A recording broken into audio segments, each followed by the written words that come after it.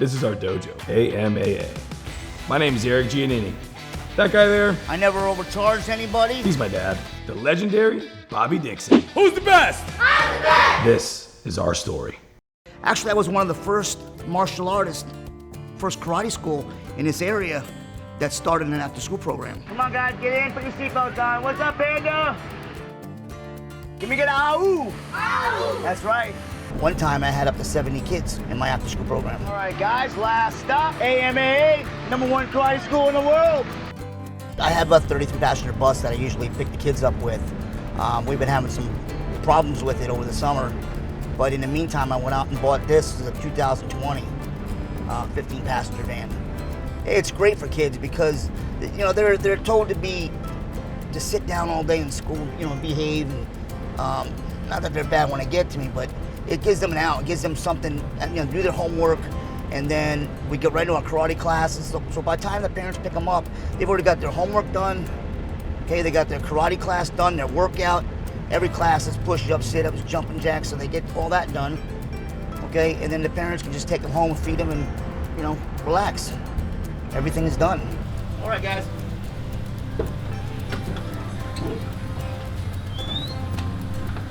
Come on, man, let's go.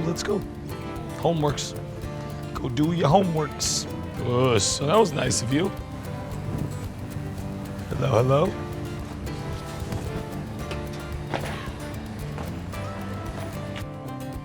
Nice outfit, buddy. There you go, was it career day? Nice, buddy. Wow, look how nice you guys look. Very nice. You guys got report cards? Yes! Oh. I did really good, Sensei. I got Let me see. Okay, let me see your report I cards. didn't get. Somebody forgot their bag. Come on, guys. I got AB.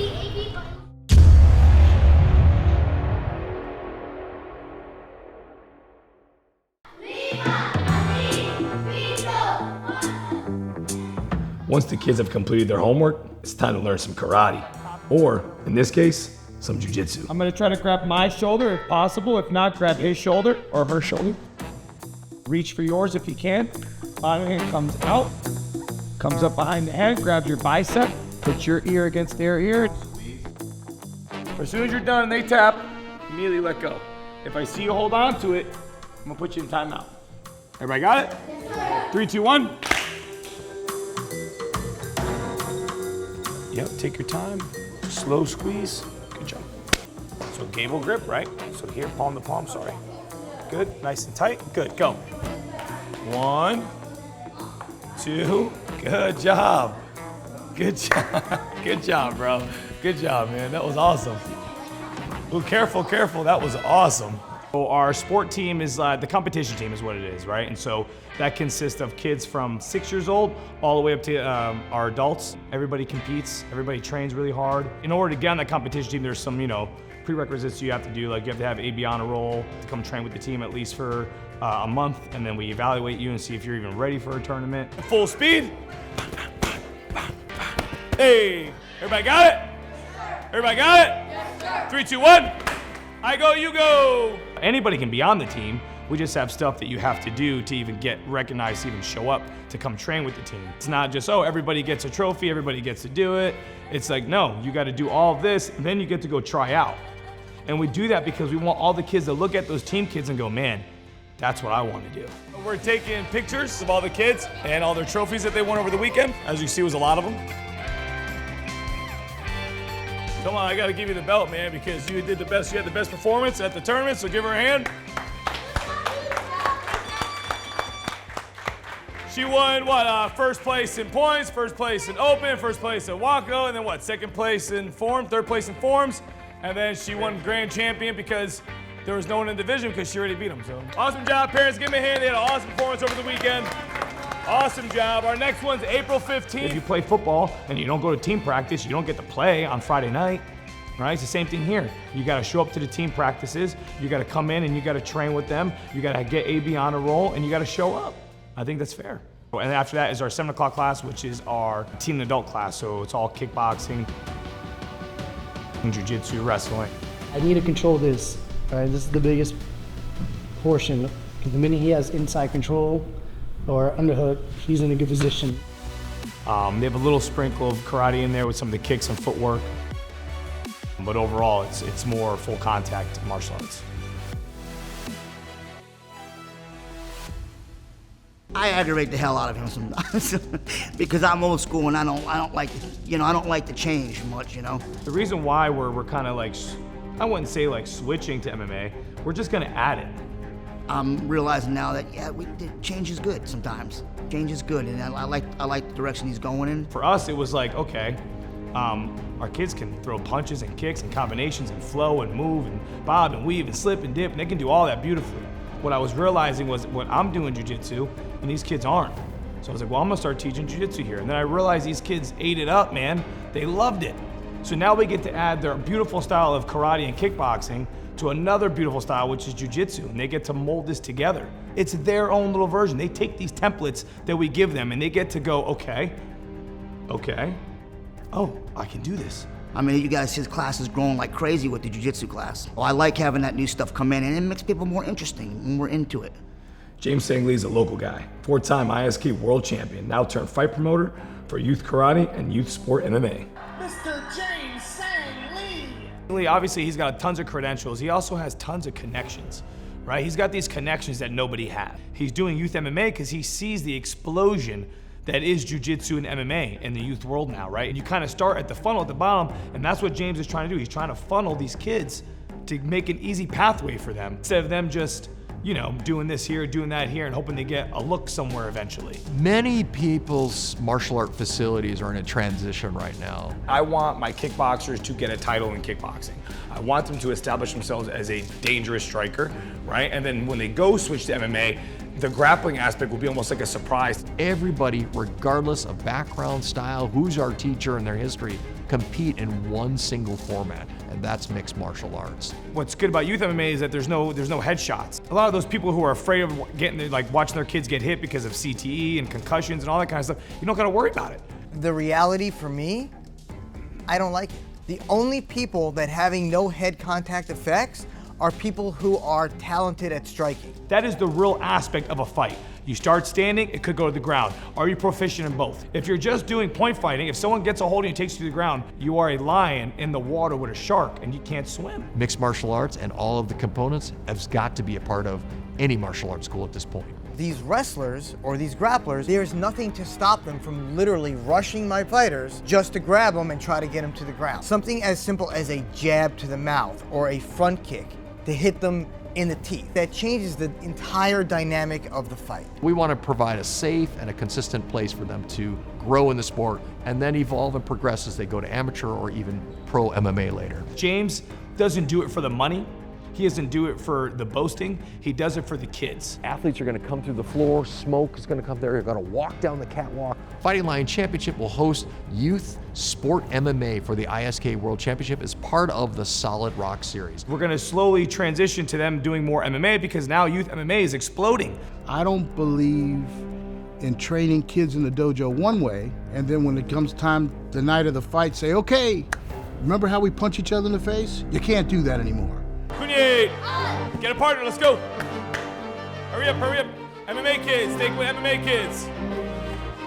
The MMA kids are the ones with the small gloves and no headgear. The other kids are the point fighter kids. They're wearing the mask with the face shield. You don't gotta go real hard. You don't gotta go that hard. I'll be working with the kids on MMA while my dad works with the sport karate kids. He throws that second one, put it right here and step over a little bit. And now throw that spinning back kick, boom. Right to the solar plex, okay? You're overturning it, that's why it's going off that way. Don't overturn it. Again, you're overturning it. You only want to turn this way around and then throw the kick, okay? There you go. Over there, they're allowed to hit to the head, but they also have the face mask and the foam helmet. Versus over here, they're not allowed to hit the head, and they don't have anything on. Guys, bring your hands back to your face all the time. One hand should be at the face. One hand by the face, there you go. These are the main kids that are gonna be doing MMA.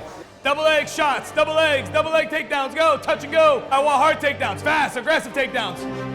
Way. We just split so that way both kids get the work that they need right now. And these kids got a match on Friday, so we want to make sure that they're getting the techniques and getting the rounds down, stuff like that. We're here, we're throwing punches. Now, normally we'd be going to the head, right? But we can't do that, wrap your legs. So we're here, boom, boom, boom. Don't do this, post on them, lift up, then punches, boom, boom, boom. Hip through, see the legs come out, then throw this. Then knee on belly. Bang, bang, bang, T-Rex, T-Rex, T-Rex. Ooh, hip through hard. Bang, good job, good job. He's crazy. Ian, you're leaving. Good job, bro.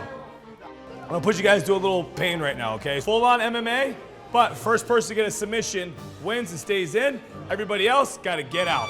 We're gonna do a little king or queen of the hill. All these rule sets you have to know as an instructor and make sure that you're teaching to them and make sure they know them.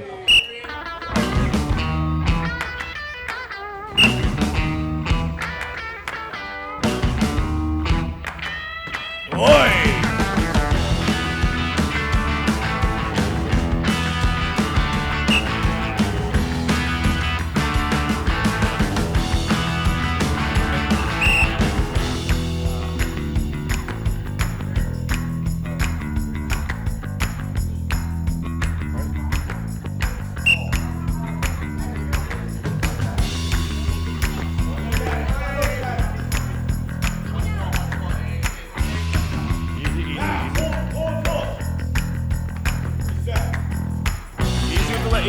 Easy with the leg kicks, right? Not so hard with leg kicks.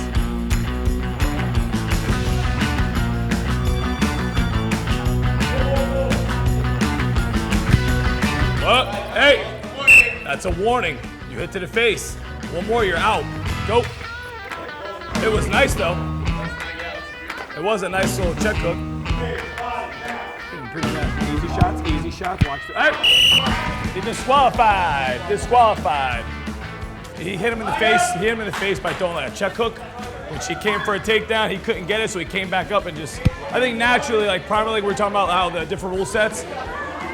It's gonna happen, especially when like it's in the heat of the moment, and everybody's energy's really high, and he just threw a hook. It's beautiful. Can't do it though. And then he took him down, which was beautiful. Started throwing ground and pound, which naturally you want to go to the face. And he did, and so in youth MMA, that's automatic DQ. So as they make that switch, they'll get better at doing it. It was just, it happens, man. But that's why we do these in here, to kind of get their mindset right, and then immediately penalize them for it. That way it sticks into their head, oh, I can't do that. This Friday, look at me. Even though you're not competing, it'd be great to fill next door up with a bunch of AMA people there to support their teammate. We're gonna have a match in the cage with another dojo, so it'd be great. It is a new venture. It'll also let you guys see what it's gonna be about, how the rule set is, and just kind of give you, it's just a fun vibe there. So, face the flag! Kunye! Face the black belts! Kunye! Good job, everyone. David is 19. He has 9 fights. His record doesn't show showcase his skills. He's 4-4-1, I think. He went on a 4-fight win streak and then lost 4 in a row. 2 of those were by disqualification and/or I think he lost one, and the promoter went nuts and said there's no way that he lost. It was it's just been really bad the last couple of his fights. Wait, hey! Again. Wait, hey! I think David is kind of stagnant right now, so I really want to try to get him some work, especially in like a stressful atmosphere. So I reached out to my buddy Chris Corr at Carrapaluci Spirit. He's got a couple really good guys over there, Seth being one of them. David's fought him in Muay Thai, so we're trying to set up like a little MMA match with them two in a cage, a couple rounds, just to give David some work, give Seth some work, and just kind of let David continue to kind of be active. Chris Corr is a really good friend of ours. I know him for 15 years. It's just gonna be like one of those, like family events. They get to do it in the cage, which is kind of fun. We're gonna work on sport MMA rules. Our referee will score it. Back to your corners, please. Because it does give that feeling of the unknown. We don't know what's gonna happen.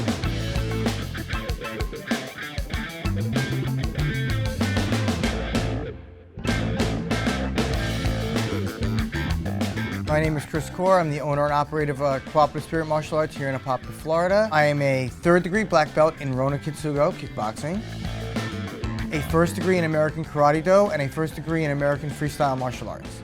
Carrapaluci Spirit was the name of a business that I was hired into originally. I was teaching the mixed martial arts and the grappling for Mark Kern, who's actually a legend in the martial arts community. He is my sensei. He might have not taught me martial arts since I was a kid, but in my adult life, he's taught me a lot about martial arts that I didn't know. He's also taught me a lot about life, a lot about business, and he's always there when I need him, so I can't ask for anybody better. My name is Mark Kern. I'm former owner of Cooperative Spirit Martial Arts. I've been training approximately 53 years. Chris Corr took over the business once I retired, basically. He's been a dear friend of mine for about 8-9 years now, I guess. Here, they learn to be focused. They're not going to get a belt here, they're not going to get a rank here, they're not going to get a privilege here unless they work for it and earn it. This is martial art. Don't mistake it. This is fighting. Our dojo has not competed in anything but sport karate. This will be our first time ever stepping out of that aspect and going into youth MMA. To be honest, if Erik hadn't reached out to me, I have, for the most part, taken my team out of youth mixed martial arts. I don't think my students are getting fair fights. With Erik, I trust him implicitly. I love Chris, I love his gym. I think what he's doing is great. They are an extremely formidable team. I want good competitive matches, and they do too. I think it's gonna be competitive, and I think it's gonna be fun, and as long as the kids are enjoying themselves, I had a good time.